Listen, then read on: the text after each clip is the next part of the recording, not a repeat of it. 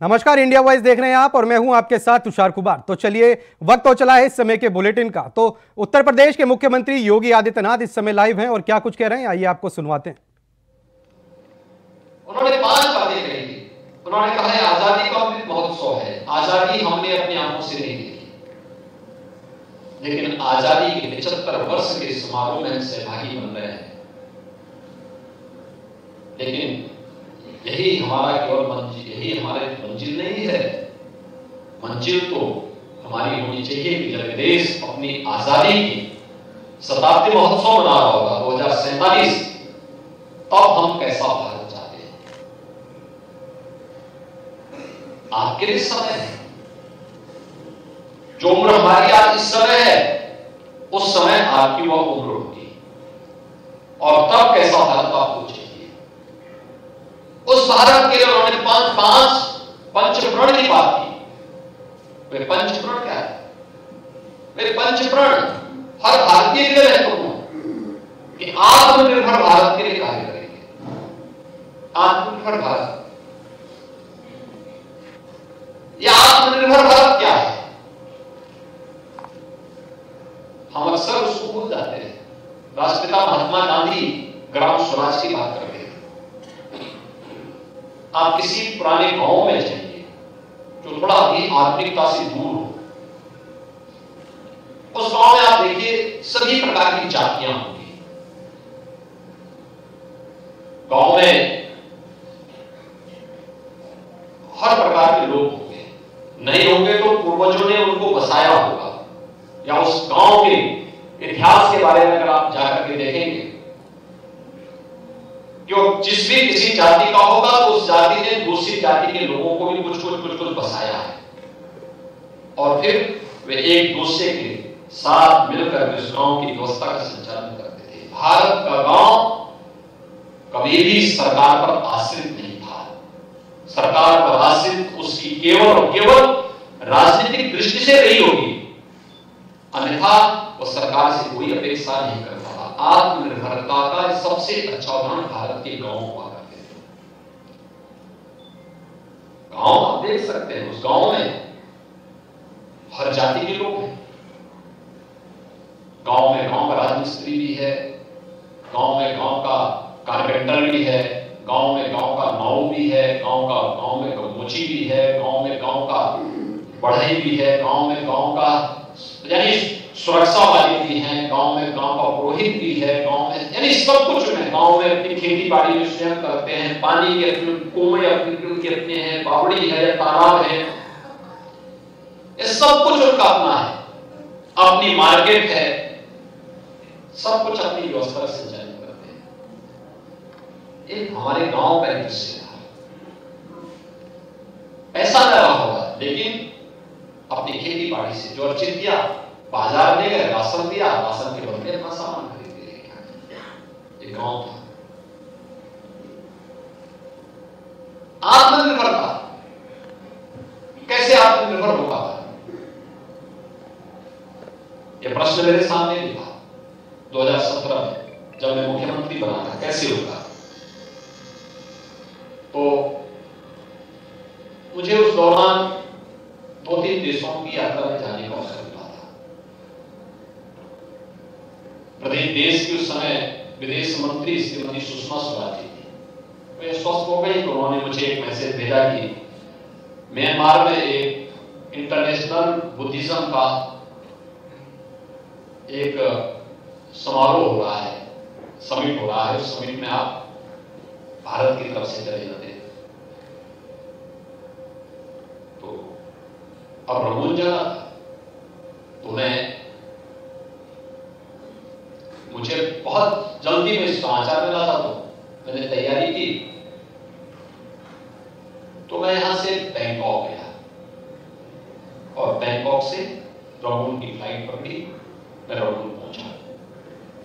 वापसी में मैंने और भारत सरकार के मंत्री मेरे साथ में थे, हम लोगों ने इसी रूट को पकड़ा। तो मैं रात्रि को बैंकॉक में रुका।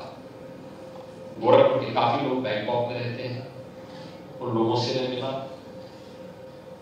संयोग से थाईलैंड के उस समय के कुछ मंत्री उससे मिलने के लिए आए थे।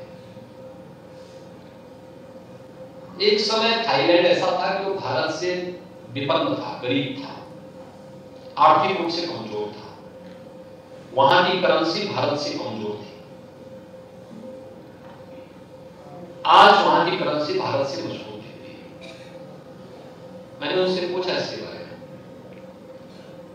उन्होंने दो मॉडल मेरे सामने रखे, फिर उन्होंने जापान के कुछ मॉडल मुझे बताए।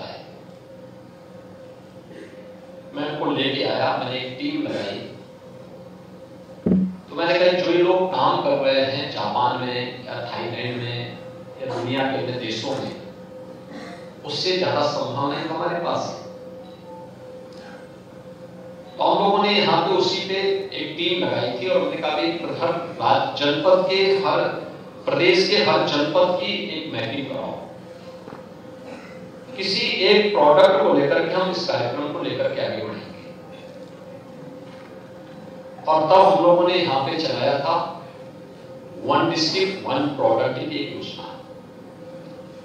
देखिए, वन डिस्ट्रिक्ट वन प्रोडक्ट आज देश के अंदर एक ऐसी योजना है जो भारत के अंदर प्रधानमंत्री मोदी जी के शब्दों में अगर कहा जाए तो भारत के अंदर आत्मनिर्भरता के लक्ष्य को प्राप्त करने वाली योजना बन चुकी है। उसने उत्तर प्रदेश, अकेले उत्तर प्रदेश के एक्सपोर्ट को लगभग 2 लाख करोड़ तक पहुंचा दिया है। उत्तर प्रदेश जैसा राज्य जिसको विमानों राज्य कहा जाता था, आज वो एक्सपोर्ट का हब बन रहा है। हर जनपद, हर जिले के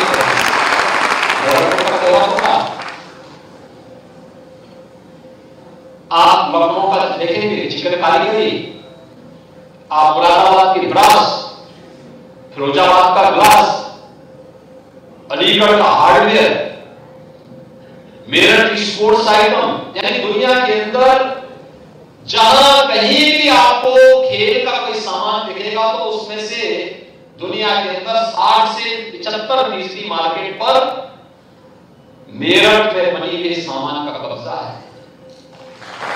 बांसुरी दुनिया के अंदर आपको कहीं देखनी है तो पीलीभीत में बनी।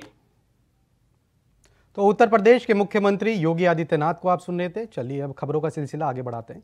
प्रधानमंत्री नरेंद्र मोदी ने सुप्रीम कोर्ट सभागार में भारत के सर्वोच्च न्यायालय के हीरक जयंती समारोह का उद्घाटन किया। वहीं इस मौके पर प्रधानमंत्री कई टेलीफोनिक वेबसाइट को भी लॉन्च किया, जिसमें digital supreme court reports, digital court 2.0 और सुप्रीम कोर्ट की नई वेबसाइट भी शामिल हैं। इस बार जो पद्मा अवार्ड जो दिए गए हैं उसमें सुप्रीम कोर्ट के रिटायर्ड जज और समग्र एशिया की पहली मुस्लिम कोर्ट सुप्रीम कोर्ट जज, उनको इस बार फातिमा जी को हमने पद्म भूषण सम्मान दिया है। और मेरे लिए आज टेक्नोलॉजी कैसे ईज ऑफ जस्टिस में मददगार साबित हो सकती है, इसका एक कार्यक्रम अपने आप में एक उदाहरण है। मेरा ये संबोधन अभी एआई की मदद से इसी वक्त इंग्लिश में ट्रांसलेट हो रहा है और आप में से कुछ लोग भाषिणी ऐप के माध्यम से उसे सुन भी रहे हैं। कुछ शुरुआती दिक्कतें हो सकती है, लेकिन टेक्नोलॉजी कितना बड़ा कमाल कर सकती है ये इससे पता चलता है। हमारी अदालतों में भी इसी तरह की टेक्नोलॉजी का उपयोग करके सामान्य नागरिकों का जीवन आसान बनाया जा सकता है। सुप्रीम कोर्ट बिल्डिंग में आप सभी को आ रही दिक्कतों से भी अवगत हूं। पिछले सप्ताह ही सरकार ने सुप्रीम कोर्ट बिल्डिंग कॉम्प्लेक्स के विस्तार के लिए 800 करोड़ रुपए की धनराशि स्वीकृत की है। बस अब आप लोगों के पास कोई संसद भवन की तरह पिटीशन लेकर ना आ जाए कि फिजूल खर्ची हो रही है। पूरी दुनिया की नजर भारत पर है, पूरी दुनिया का भरोसा भारत पर बढ़ रहा है। ऐसे में आज भारत के लिए जरूरी है कि हम हर अवसर का लाभ उठाएं, कोई भी अवसर जाने न दें। आज भारत की प्राथमिकता है ease of living, ease of doing business, ease of travel, ease of communication और साथ ही ईज ऑफ जस्टिस।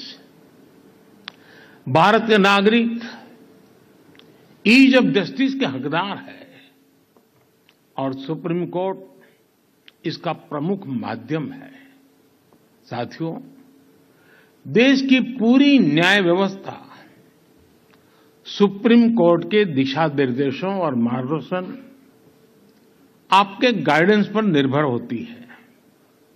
ये हमारा कर्तव्य है कि इस कोर्ट की एक्सेसिबिलिटी भारत के अंतिम छोर तक हो और इससे हर भारतीय की आवश्यकताएं पूरी हो सके।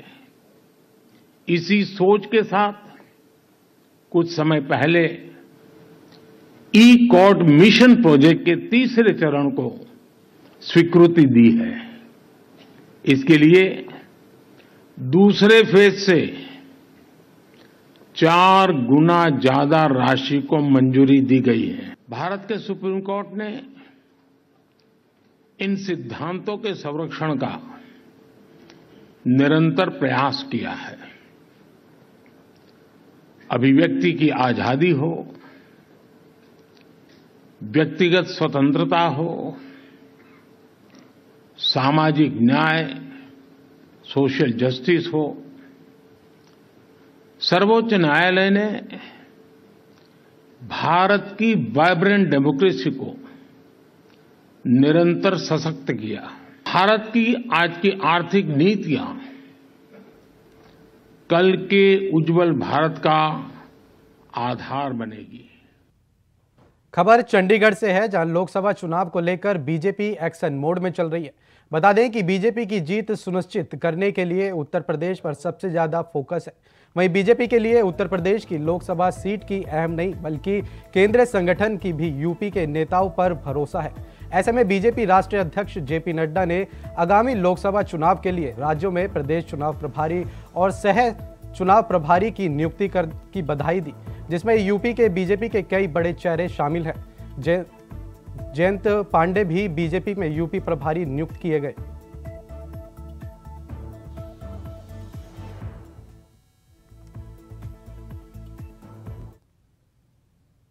खबर अयोध्या से है, जहां गौ हत्या करने वाले 2 शातिर वंचित अभियुक्तों को पुलिस ने मुठभेड़ में गिरफ्तार कर लिया। वहीं मुठभेड़ में एक अभियुक्त गोली लगने से घायल हो गया, जिसके कब्जे से एक अवैध तमंचा और कारतूस बरामद किया गया। बता दें कि दोनों अभियुक्तों पर कार्रवाई आपराधिक मामला दर्ज कर दिया गया है।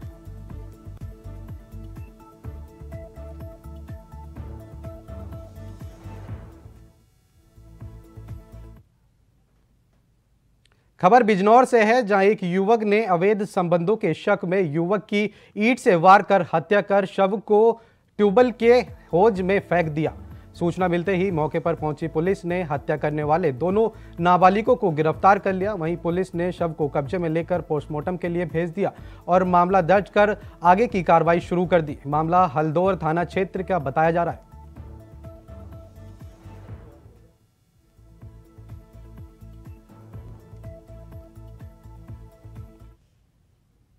खबर पटियाला से है, जहां गाड़ी लूटने आए 3 हमलावरों ने पिस्तौल की नोक पर गाड़ी लूट ली और गाड़ी के मालिक समीर कटियार की हत्या कर दी।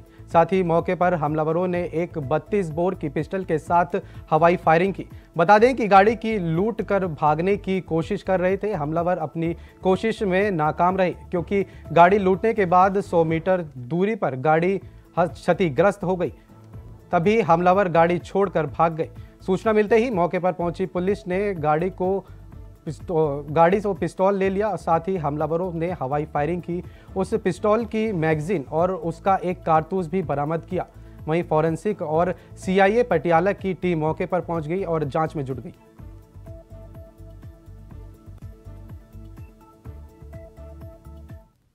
अपने फ्रेंड नाल कार 'ਚ ਗਿਆ ਸੀਗਾ ਤੇ ਪਾਸੀ ਰੋਡ ਕੋਲ ਕਹਿੰਦੇ ਕਾਰ ਸੀਗੀ ਤੇ ਉਹਦਾ ਫਰੈਂਡ ਜੋ ਬਿਆਨ ਦੇ ਰਿਹਾ ਹੈ ਕਿ ਕੋਈ ਆਇਆ ਤੇ ਕਾਰ ਉਹਨੇ ਖੋਲੀ ਤੇ ਉਹਦੇ ਉੱਪਰ ਹਮਲਾ ਕਰਕੇ ਉਹਨੂੰ ਘੇਰ ਕੇ ਚਲੇ ਗਿਆ। ਮੈਨੂੰ 12:17 ਤੇ ਉਹਦੀ ਕਾਲ ਆਈ ਹੈ ਕਿ ਭਈਆ ਜਲਦੀ ਆ ਜਾਓ, ਸਮੀਰ ਭਈਆ ਨੂੰ ਹਮਲਾ ਕਰਤਾ ਕਿਸੇ ਉੱਪਰ। ਮੈਂ ਉਹਨੂੰ ਬਾਰ-ਬਾਰ ਪੁੱਛਣ ਦੀ ਕੋਸ਼ਿਸ਼ ਕੀਤੀ, ਕਿਆ ਹੋਇਆ ਕਹਿੰਦਾ ਤੁਸੀਂ ਆ ਜਾਓ। ਮੈਂ ਐਕਟਿਵਾ ਤੇ ਫਟਾਫਟ ਆਪਣਾ ਉੱਥੇ ਪਹੁੰਚਿਆ ਤੇ ਮੇਰਾ ਬ੍ਰਦਰ ਗਿਰਿਆ ਹੋਇਆ ਸੀਗਾ ਤੇ ਉਹ ਖੜਿਆ ਹੋਇਆ ਸੀਗਾ, ਗੱਡੀ ਉੱਥੇ ਸੀਗੀ ਨਹੀਂ। ਗੱਡੀ ਉਹ ਕਹਿੰਦਾ ਖੋ ਕੇ ਲੈ ਗਏ। ਮੈਂ ਆਪਣੇ ਫਰੈਂਡ ਨੂੰ ਕਾਲ ਕੀਤਾ, ਉਹ ਗੱਡੀ ਲੈ ਕੇ ਉੱਥੇ ਆਇਆ। ਅਸੀਂ ਉਹਨੂੰ ਗੱਡੀ 'ਚ ਪਾ ਕੇ ਸਿੱਧਾ ਹਸਪਤਾਲ ਲੈ ਕੇ ਆਏ ਤੇ ਇੱਥੇ ਉਹਨਾਂ ਨੇ ਉਹਨੂੰ ਡੈਡ। थाना सिविल लाइन में रात ਨੂੰ लगभग 2 ਵਜੇ इंटीमेशन आया ਸੀ ਕਿ ਪਾਸੀ ਰੋਡ ਇਨਵਾਇਰਨਮੈਂਟ ਪਾਰਕ ਦੇ ਸਾਹਮਣੇ ਇੱਕ ਗੱਡੀ ਐਕਸੀਡੈਂਟ ਹੋਈ ਹੈ। ਬਾਅਦ ਜਦੋਂ ਮੌਕਾ ਪਹੁੰਚ ਕੇ ਚੈੱਕ ਕੀਤਾ ਗਿਆ तो ਸਾਨੂੰ ਕੰਪਲੀਟ ਇਨਫੋਰਮੇਸ਼ਨ ਇਹ ਮਿਲੀ ਕਿ ਸਮੀਰ ਕਤਾੜੀਆ ਨਾਮ ਦੇ ਬੰਦੇ ਤੇ ਜਾਨਲੇਵਾ ਹਮਲਾ ਹੋਇਆ ਸੀਗਾ ਔਰ ਉਹਨੂੰ ਕੋਲੰਬੀਆ ਐਸੀ ਹਸਪਤਾਲ ਸ਼ਿਫਟ ਕਰਤਾ ਗਿਆ, ਜਿੱਥੇ ਉਹਦੀ ਮੌਤ ਹੋ ਗਈ ਹੈ। ਮੌਕੇ ਤੇ ਤੁਸੀਂ ਦੇਖੋ ਗੱਡੀ ਕਾफ़ी ज़्यादा एक्सीडेंट होया हुआ है और मौके पे सानू एक एम्प्टी मैगजीन और एक एम्प्टी सेल भी बरामद होया है। ये प्राइम मर्डर का इंसिडेंट लग रहा है। बैक एंड की कारण है किस करके होया अभी तक। खबर पटियाला के डीवीगढ़ रोड से है, जहां एक कार चालक ने दूसरे कार को टक्कर मार दी, जिसमें कार खदान में जा गिरी और कार सवार युवक की मौके पर ही मौत हो गई। दूसरी कार चालक का टक्कर मारकर मौके से फरार हो गया। सूचना मिलते ही मौके पर पहुंची पुलिस ने शव को कब्जे में लेकर पोस्टमार्टम के लिए भेज दिया। वहीं मृतक के परिजनों ने पुलिस से गुहार लगाई है कि जल्द से जल्द आरोपी कार सवार को गिरफ्तार कर उन्हें न्याय दिया जाए।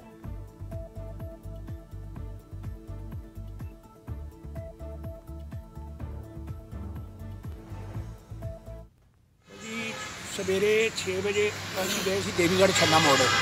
ਮੇਰੀ ਬੇਟੀ ਨੇ ਨਾ ਅਖੰਡ ਪਾਠ ਸਾਹਿਬ ਰਖਾਇਆ ਸੀਗਾ ਖੁਸ਼ੀ ਦਾ, ਤੇ ਉਸ ਪ੍ਰੋਗਰਾਮ ਤੇ ਅਸੀਂ ਸਾਰਾ ਪਰਿਵਾਰ ਰਾਤ ਵੀ ਉੱਥੇ ਹੀ ਸੀਗੇ ਤੇ ਕੁਝ ਬੰਦੇ ਰਹਿ ਗਏ ਸੀ ਤੇ ਇਹਨੂੰ ਭਤੀਜੇ ਨੂੰ ਕਿਹਾ ਵੀ ਤੂੰ ਇਹਨਾਂ ਨੂੰ ਜਿਹੜੇ ਤਿਆਰ ਨੇ ਇਹਨਾਂ ਨੂੰ ਛੱਡਿਆ, ਬਾਕੀ ਜਿਹੜੇ ਰਾਤ ਦੇ ਉੱਥੇ ਨੇ ਉਹਨਾਂ ਨੂੰ ਘਰੇ ਲਿਆ। ਉਹ ਲੈ ਕੇ ਉਹਨਾਂ ਨੂੰ ਛੱਡ ਕੇ ਤੇ ਵਾਪਸ ਆ ਰਿਹਾ ਸੀਗਾ ਇਕੱਲਾ ਹੀ, ਵੀ ਮੈਂ ਹੋਰ ਲੈ ਜਾਵਾਂਗਾ ਫੈਮਿਲੀ ਮੈਂਬਰ ਘਰੋਂ। ਉਹ ਜਦ ਆਇਆ ਇਹ ਪ੍ਰੀਤ ਨਗਰ ਹੈ ਮੀਰਾਪੁਰ ਤੋਂ ਥੋੜ੍ਹਾ ਜਿਹਾ ਪਿੱਛੇ, ਉੱਥੇ ਪਿੱਛੇ ਕਾਰ ਆਉਂਦੀ ਸੀ, ਕਾਰ ਨੇ ਉਹਨੂੰ ਕੋਈ ਸਾਈਡ ਮਾਰੀ। ਪਿੱਛੇ ਸੀ ਬ੍ਰਦਰ ਮੇਰਾ ਮੋਟਰਸਾਈਕਲ ਤੇ ਉਹ ਕਾਰ ਦਾ ਤਾਂ ਪਤਾ ਨਹੀਂ ਲੱਗਿਆ। ਇਹ ਜਾ ਕੇ ਖਤਾਨਾ 'ਚ ਉਹਦੇ ਨਾਲ ਟਕਰਾ ਗਈ ਦਰਖਤ ਨਾਲ। ਤੇ ਜਿੰਨੀ ਦੇਰ ਨੂੰ ਅਸੀਂ ਬੰਦੇ ਇੱਕ ਦੂਜੇ ਨੂੰ ਫੋਨ ਕਰਿਆ, ਘਰ 'ਚ ਸਾਨੂੰ ਕਰਿਆ, ਅਸੀਂ ਗਏ, ਸਾਡੇ ਪਿੰਡ ਦੇ ਸਾਰੇ ਆ ਗਏ। ਜਿੰਨੀ ਦੇਰ ਨੂੰ ਕੱਢਦੇ ਕਢਾਉਂਦਿਆਂ ਨੂੰ ਉਹਦੀ ਡੈਥ ਹੋ ਚੁੱਕੀ ਸੀ। बुलंदशहर के शिकारपुर से खबर सामने आई है, जहां चकबंदी पेशागर का किसान से रिश्वत लेते हुए वीडियो सोशल मीडिया पर वायरल हो रहा है। बता दें कि रिश्वतखोर पेशागर चकबंदी कार्यालय में किसान से खुलेआम रुपए वसूल रहा है। बताया जा रहा है कि पेशावर चकबंदी कार्यालय में तैनात है।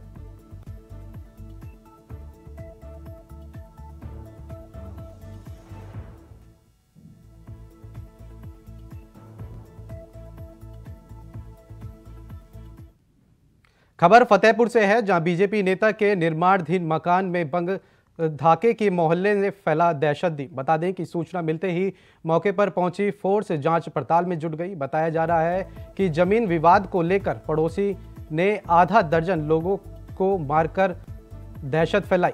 घटना मिर्जापुर के ईटरो फूल की बताई जा रही है।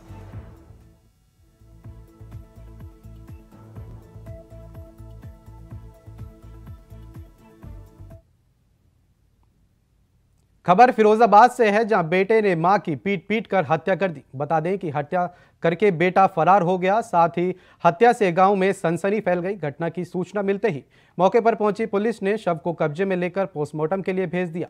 साथ ही पहुंचे एसपी सिटी और सीओ डूला ने गिरफ्तारी के लिए 3 टीमों का गठन किया है।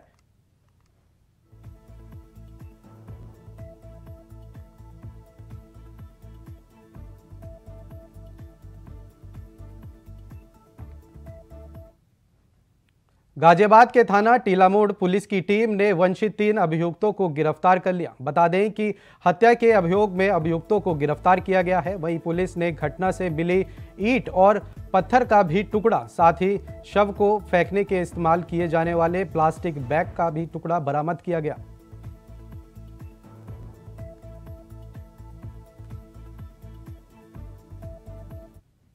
फिलहाल के लिए इस बुलेटिन में इतना ही। देश और दुनिया की तमाम बड़ी खबरों को जानने के लिए बने रहें इंडिया वॉइस के साथ। नमस्कार।